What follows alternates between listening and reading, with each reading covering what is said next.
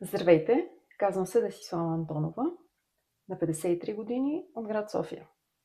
В ежедневието си се занимавам с маркетинг, реклама и връзки с обществеността.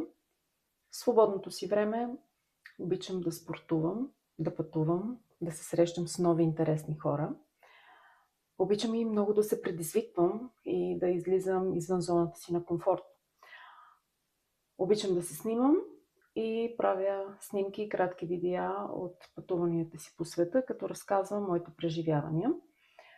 Говоря свободно английски, гръцки, сръбски и руски езици.